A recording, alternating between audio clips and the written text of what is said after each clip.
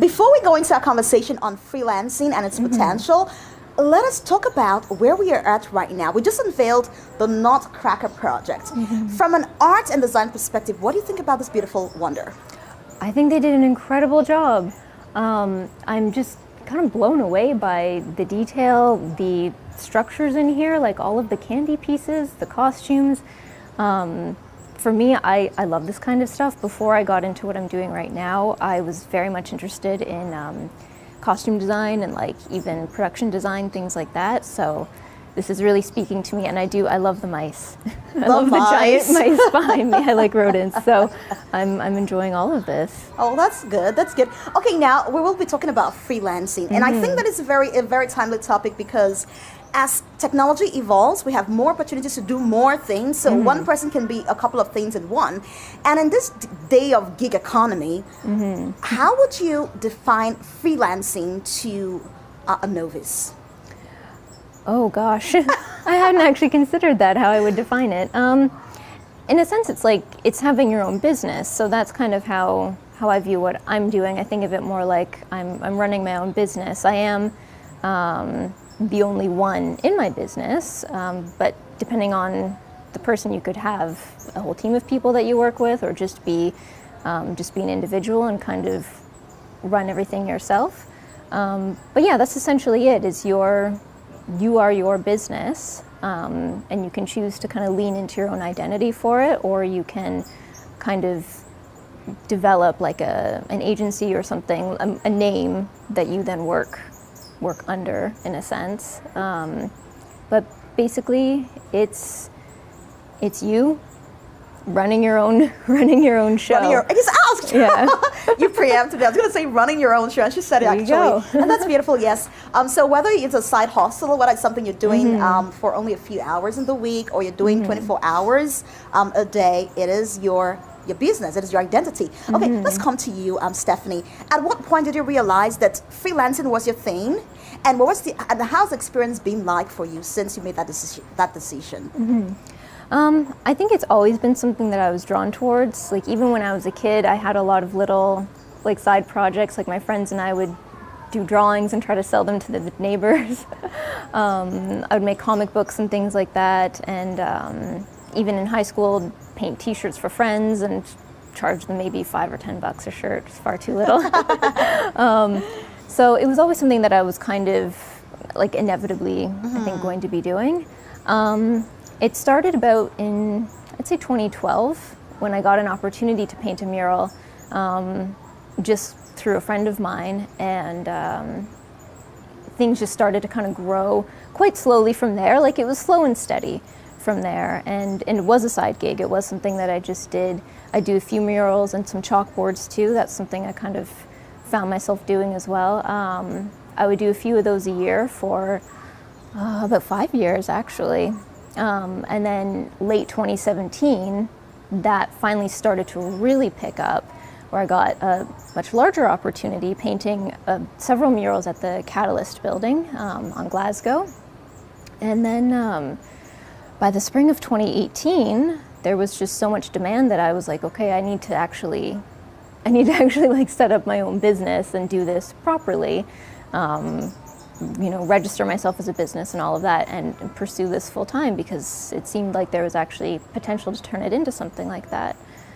So that's a very brief description of the story. I'd rather say detailed too, because you did mention something that I'm always curious about.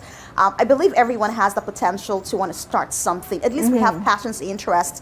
But the thing is, we never really get enough time to create it into something, more meaningful than just a side gig. So it's always, okay, once in a while I do this, but you actually walked the tracks. You were able to convert the side gig into a full-blown business. Now let's talk about your challenges, because I know that working for yourself comes with a lot of discipline. So what has been the most challenging moment or experience for you doing your own business? Every step of the way has been challenging. Maybe more so for me than for others. I don't know. But just, learning, starting with the basics, like how to put together a contract, a quote, invoices, like timelines, budgeting, like all of the basic foundational things that you need to have an order to run a business. And so much of that I've learned through a lot of trial and error, a lot of mistakes learned the hard way, and it's taken so much time. And now, you know, it's about 6 years into it now, 6 or 7, depending on how you want to count. Finally, I feel like I'm getting a better understanding of like how long does it take me to do certain types of work, and how should I be communicating with clients, how should I be pricing things. But it's still not perfect. It's like I just keep refining that as I go, and discipline is a big part of it. So I found just having a solid routine, solid daily routine really helps to at least keep me on track, because the nature of the business is very unpredictable, and so you do have to be flexible. But so long as there's that daily routine where you kind of know, okay, I want to get these basic things done every day, it helps to at least keep you on track. Amazing. And I like that you said we need to focus on the daily routines, because actually it's those routines that make us form the stronger habits that help us plunge and thrive. Okay, so let's look at how do you keep your creativity flowing when you have multiple projects at the same time? Because, you know, of course, it's just you are the accountant, you're managing your finances, you are the ideation expert, you are the one who goes to look for the job, you're the marketer, you're everything in one. How are you able to keep your creativity flowing and maintaining that high level work as you go about doing your multi-tasking? Well, I do have an accountant, so Oh, that's a that's a smart good idea. Yes, don't save yourself the hassle. I mean, I track every expense. I'm very like uptight about that, especially lately. So, I mean, I do still handle a lot of that. And thankfully, when it comes to marketing, a lot of my work I've gotten through word of mouth. So I've been very lucky in the sense that I haven't had to really put myself out there. So I'm really grateful for that. But yeah, running everything else and staying creative on top of it, that is another challenge. And that is where routine really helps, because it's, now that I understand kind of my workflow and how to kind of like tap into that, there's a certain like process for every project of like ideation, and then refining that, and then building upon that and revising it. Like, I kind of know the steps now, so I do find it a lot easier to come up with ideas and to be creative enough to do the work that I'm doing. I will say though that I do feel like there's a deeper level of creativity that I can't really reach within like time constraints. Like, I know that there's something that could really transcend what I'm doing right now, but it's going to require like disregarding time and structure and everything. It's finding that perfect balance between meeting your deadlines and as well giving quality work. Yeah, it mustn't be the exactly. most of yourself each time, right? But at least you're able to meet your deadlines and you're able to give quality work. Yeah, exactly. Unless for some reason the project would call for me to go deep and really explore that, which would be cool. But typically, you know, there's like time constraints, there's, you know, deadlines to meet, you know, there's work to be done. That's good. So let's go back to your childhood when you started off, you know, with doing small projects. I'm really concerned about students who really would love to do more because, you know, they're in school, there are a lot of bills to be paid, more so they do have passions and interests that they would love to explore. What would be your advice to students who are looking to go into the gig economy or into freelancing as a side hustle? Because of course they can't do it full time right now. What are the skill sets they need to have, and what should they put forward now, even though they're just students?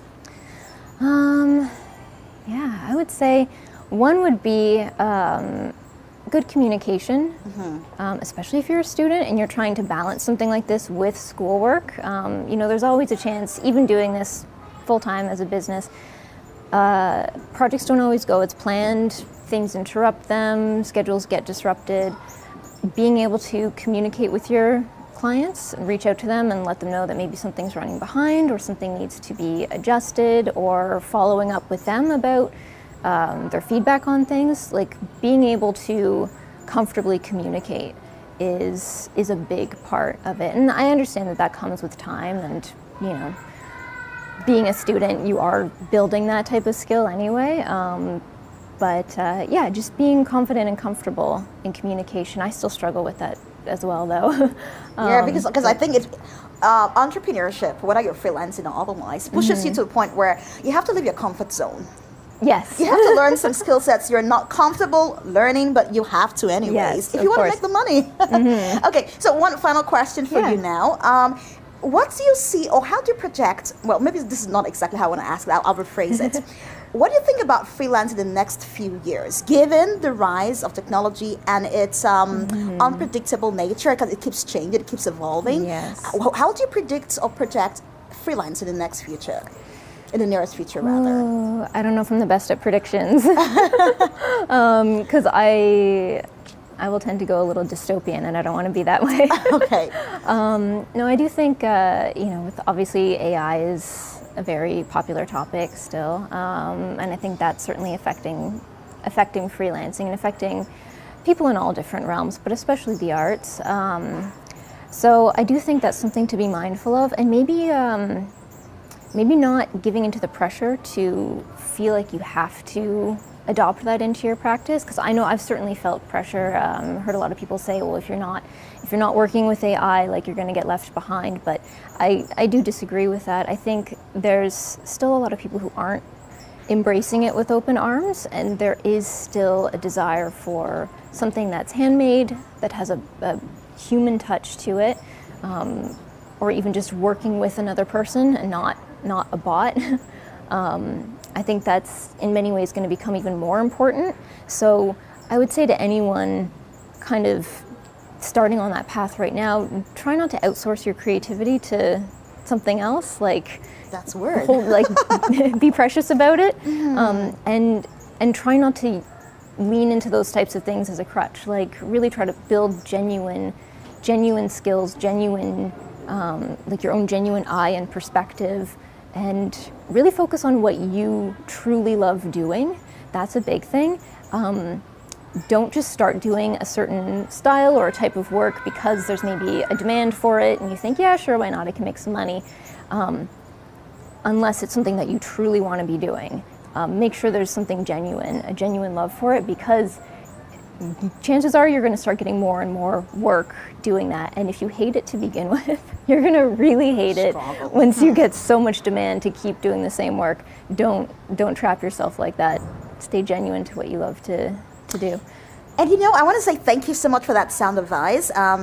Keeping that human element very active, very visible is something that our generation does need. AI is great, but don't forget, we love the human element too. Yes. Okay, it's been great speaking with Stephanie Scott, the CEO of Scott Design. How does that sound, CEO? I've never used CEO. I'm giving you that title right owner, now. Operator. Okay, Sole operator. proprietor. Sole CEO. proprietor. I'll take CEO.